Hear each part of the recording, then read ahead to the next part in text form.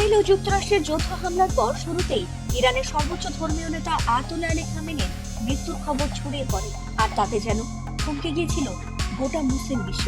সারা বিশ্বের মুসলিমরা তার গায়েবী জানাজাও পড়েছিল। এমনকি তেহরানে তার জানাজা ও দাফনের দিনক্ষণ ঠিক করা হলেও পরে সেটি স্থগিত করা হয়।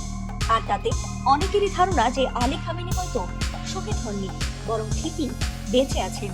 যদিও ইরানের একটি গণমাধ্যম থেকে আয়াতুল্লাহ আলী খামেনির শহীদ হওয়ার কথা জানানো হয়েছে, তবে গোটা বিশ্বের মুসলিমরা এই বিষয়টি এখনো মেনে নিতে পারেননি।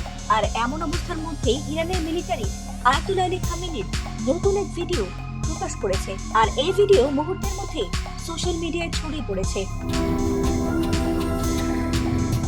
ইতোমধ্যেই নতুন খামেনি হিসেবে ক্ষমতায় বসে আরো ভয়ঙ্কর রূপে বাবার হত্যার প্রতিশোধ নিচ্ছেন আলী খামেনির পুত্র মোস্তফা খামেনি। আর তারই নির্দেশে আরো বিধ্বংসী রূপে ইসরায়েল ও যুক্তরাষ্ট্রে একে একে ধ্বংসযজ্ঞ চালিয়ে যাচ্ছে বিপ্লবী গার্ড বাহিনী আইআরজিসি। যদিও অনেকেরই ধারণা শত্রুদের এমন নাজেহাল মোস্তফা খামেনির নির্দেশে নয়, বরং তার বাবা আলী খামেনির নির্দেশেই হচ্ছে। আর এমন জল্পনার আগুনে ঘি ঢেলে ইতিমধ্যে খামেনির পুরাণ করা ছবি এবং খামেনি ইজ ব্যাক বা খামেনি ফিরে এসেছে এমন শিরোনামের অ্যানিমেটেড ভিডিও প্রকাশিত হয়েছে। তবে সবকিছুকে পেছনে ফেলে এবার ইরানের মিলিটারি খামেনির এমন ভিডিও প্রকাশ করেছে যা রীতিমতো তার বেঁচে থাকারই প্রমাণ বলে মনে করছেন অনেকেই। আর সেই ভিডিওটি সামাজিক মাধ্যমে হু হু করে ভাইরাল হয়েছে।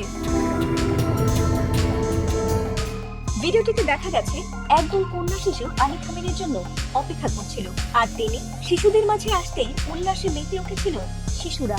এমনকি খামেনির জন্য বিজয়ের স্লোগান দিতেও দেখা গেছে কিছু কিছু শিশুকে। এ সময় ধন্যবাদ জানানোর পর সব শিশুকে নিয়ে সালাত আদায় করতেও দেখা গেছে আলী খামেনিকে। আর খামেনি সহ সব শিশুরা একসঙ্গে সালাত শেষে মোনাজাত করেছিল।